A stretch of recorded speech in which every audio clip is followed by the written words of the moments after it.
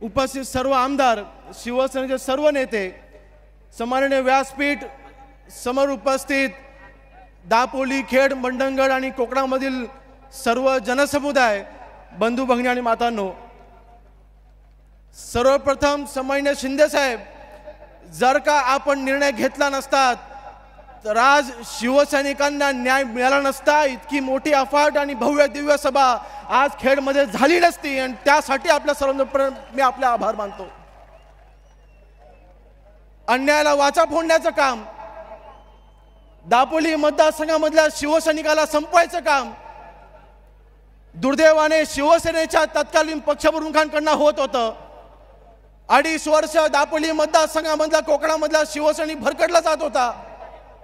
राष्ट्रवादी वाढली तरी चालेल, परंतु रामदेव भाई आणि योगेश कदम संपला पाहिजे ह्या वृत्तीला आपण तिथे आळा घातलात. आपण आम्हाला आधार दिलात, शिवसेनेला आधार दिलात आणि म्हणून ही आज भव्य दिवस सभा होऊ शकली. त्यामध्ये आपले कोटी कोटी आभार मी पुन्हा एकदा मानतो. हा दिवस आम्हाला बघायला मिळाला नसता.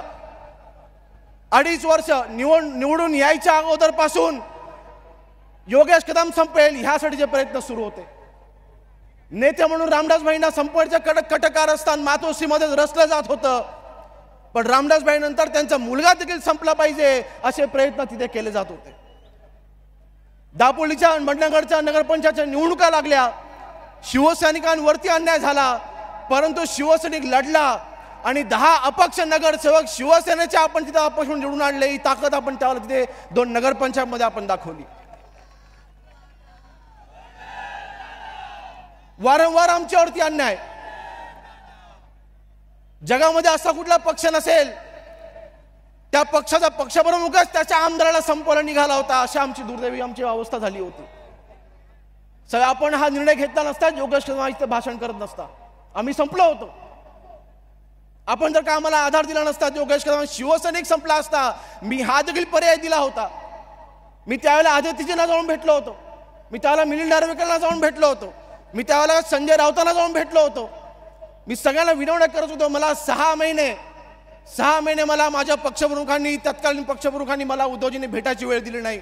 सैलपांडे फेरा मारत होतो. नेत्या शिवसेना नेत्या रामदास भाईंचा मुलगा, ज्या रामदास भाईंने सन्माननीय बाळासाहेबांच्या उजवा हात म्हणून काम केलं, महाराष्ट्रामध्ये शिवसेना रुजवली, कोकणाचा ढाणा वाघ म्हणून रामदास भाईंची संबंध महाराष्ट्रामध्ये ओळख निर्माण झाली, अशा नेत्याचा मुलगा 6 महिने फिरत होता.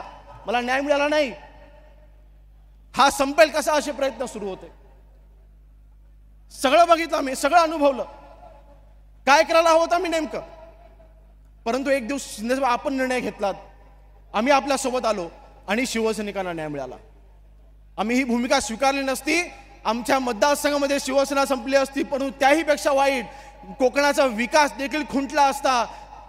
मी मुद्दामून आपल्याला सांगतोय, गेल्या 5 तारखेला जी सभा झाली, मला त्याबद्दल मला काय जास्त वाच्यता करायची मला गरज नाही. पत्रकार मला सकाळपासून विचारत होते, आजची उत्तर सभा आहे का, उत्तर सभा आहे का. म्हटलं ही अजिबात उत्तर सभा नाही. व्यासपीठावरून ह्याला उत्तर दिलं जाणार नाही. व्यासपीठाच्या समोर जी जनसमुदाय असेल तेच ह्याचं उत्तर असेल. शिवसैनिक ह्याला उत्तर देईल, सभेला उत्तर देईल. आम्हाला उत्तर द्यायची गरज पडणार नाही. मरगळलेली सभा 5 तारखेला झाली. आजची सभा ही जिवंत सभा आहे, हे महाराष्ट्राला चित्र दिसलंय. उगाच आमच्या नादी लागू नका. योगेश कदम हा कोकणचा ढाण्या वाघ रामदास भाईंचा बछडा आहे, फाडून काढल्याशिवाय राहणार नाही. आमच्यामध्ये ताकद आहे, आमच्यामध्ये ताकद आहे.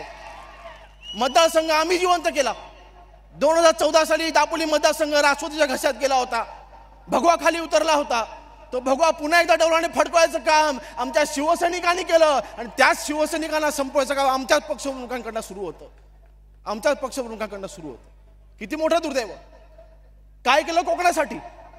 2.5 वर्ष मुख्यमंत्री पद होतं. या 2.5 वर्षामध्ये कोकणासाठी काय केलं, एक तर निधी दिला का दाखवावा.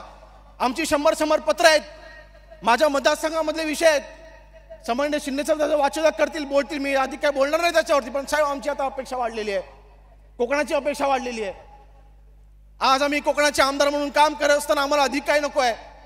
आज काही गुहागरबंद काही माकडे येतात, आमच्याकडे येऊन भाषणे करून जातात, परंतु ह्या माकडांनीच तिथे विधिमंडळामध्ये काही विषय मांडले होते. 3,500 कोटीची मागणी उद्धवजींकडे गेली होती. त्यांच्या मागणीला उद्धवजीने केराची टोपली दाखवली. साधा उल्लेख देखील सभागृहामध्ये 2.5 वर्षामध्ये कोकणाचा केला नाही. उल्लेख देखील केला नाही. निधी तर राहिला बाजूला. आज कोकणाची अपेक्षा वाढलेली आहे.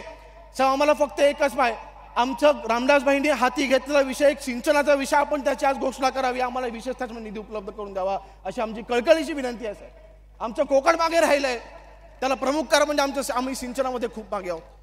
आमचा तरुण बेरोजगार, आमच्या मुलांना इथे हाताला काम नाही, आम्हाला टीका करण्यामध्ये मला जास्त वेळ घालवायचा नाही.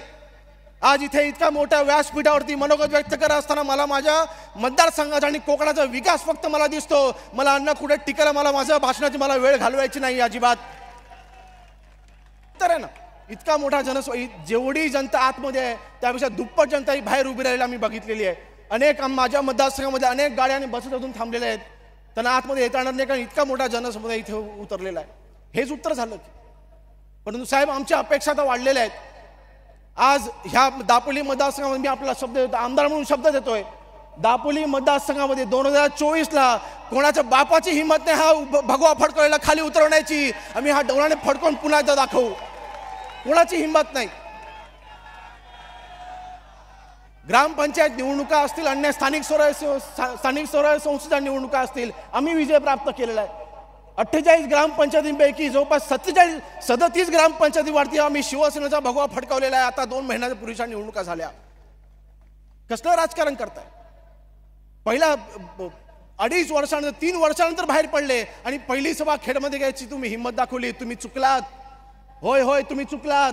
त्याचं जर का तुम्ही सभा आम्हाला डिवसलेला आहे, आता आम्ही शांत बसणार नाही, आता शिवसैनिक शांत बसणार नाही. पेटून उठायचं की नाही? ह्यांना पराभव दाखवायचं की नाही? ह्यांना आपण पराभव दाखवायचा आहे. ह्यांचा झेंडा फडकता कामा नये, फक्त भगवा झेंडा फडकता दिसला पाहिजे. ही शपथ घेऊन आज आपण सर्वांनी इथून बाहेर पडायचं आहे. आमच्या मतदारसंघामध्ये अनेक प्रलंबित विषय आहेत. कुणबी समाज आमच्या मतदारसंघामध्ये मोठ्या प्रमाणात आहे. 70% कुणबी समाज आहे. कोकणामध्ये 70% कुणबी समाज असताना ह्या समाजाला न्याय द्यायचं काम आपण करावं अशी माझी कळकळीची विनंती तुम्हाला. आमच्या मतदारसंघापुरता विषय आहेत, परंतु हा विषय कोकणाचा आहे. अनेक आमचे समाज आहेत.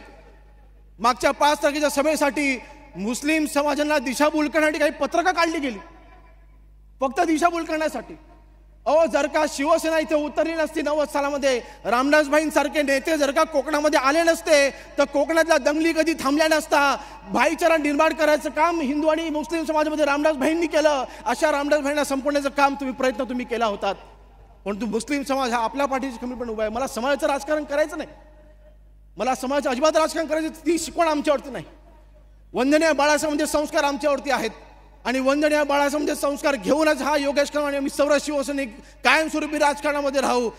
काही अफवा पसरवू द्यात, अनेक अफवा पसरवायचा प्रयत्न झाला.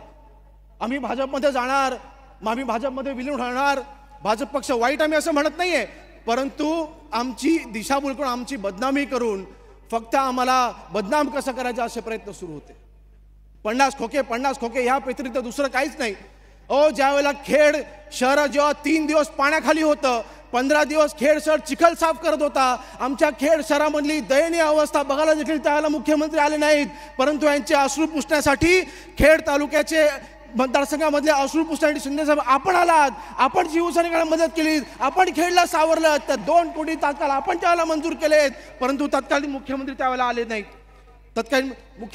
आले नाहीत. विनवण्या केल्या होत्या. आदित्यजी आले, गाडीतनं उतरले, 4 पावलं देखील चालले नाहीत. उद्याजी आपण त्याला सोबत होतात, आपण त्यावेळेला आपण मंत्री असणं आपल्या सोबत राहावं लागलं. 4 पावलं देखील चालले नाहीत, परंतु आपण खेड शहर अख्खं फिरलात. निसर्ग चक्रीवादळ आलं. आजही माझ्या मतदारसंघामध्ये निसर्ग चक्रीवादळामुळे बाधित झालेल्या इथे काही कुटुंब उपस्थित असतील. आजही कुटुंब उद्ध्वस्त आहेत, शेजाराच्या घरात राहतात. आजही त्यांना राहण्यासाठी घर नाही. त्याला मुख्यमंत्री उद्धवजी होते. उद्धवजी आपण आमच्या दापोली मतदारसंघामधल्या आमच्या शिवसैनिकांचे, कोकणवासियांच्या अश्रू पुसायला तुम्ही आलात नाहीत. कोण आलं असेल तर सन्माननीय एकनाथजी शिंदे साहेब आले आणि रिकामी हाताने मदत घेऊन आले. तर आपण त्या दिवसापासून आम्हाला सांभाळतो. आज आपण मुख्यमंत्री आहात आणि म्हणून ही तुलना मला करायची नव्हती, परंतु दुर्दैवाने आज जे काही घडलं, पण मी म्हणेन जे घडतं चांगल्यासाठीच घडतं. जर का ते घडलं नसतं तर कदाचित शिंदेसाहेब हे मुख्यमंत्री झाले नसते. त्यांनी केलेल्या अन्यायामुळे आज आम्ही ही भूमिका घेतली आणि आज शिंदेसाहेब मुख्यमंत्री झालेत. साहेब मी पुन्हा एकदा आपल्या मनापासून मी आभार मानतो. आज आपला इतका मोठा जनसमुदाय आपला आशीर्वाद द्यायला आला आहे. काही लोकांनी वाचिता केली की ही शिंदे साहेबांची शेवटची सभा असेल, ह्याच्यापुढे मुख्यमंत्री म्हणून सभा नसेल. माझं त्यांना चॅलेंज आहे, अरे भास्कर जाधव, तुझ्या गुहागर मतदारसंघामध्ये निवडून येऊन दाखव. मला पाडण्याची भाषा तू नंतर ते कर. एक जिल्हा परिषद सदस्य म्हणून निवडून येऊन दाखव. माझं तुला चॅलेंज आहे. म्हणून मी अधिक वेळ घेणार नाही. साहेब, मी पुन्हा एकदा, आपण मुख्यमंत्री असताना कोकणवासियांच्या अनेक अपेक्षा आहेत, या अपेक्षा आपण नक्कीच पूर्ण कराल एवढीच वाच्यता करतो आणि अधिक वेळ नका ते इथेच थांबतो. जय हिंद, जय महाराष्ट्र.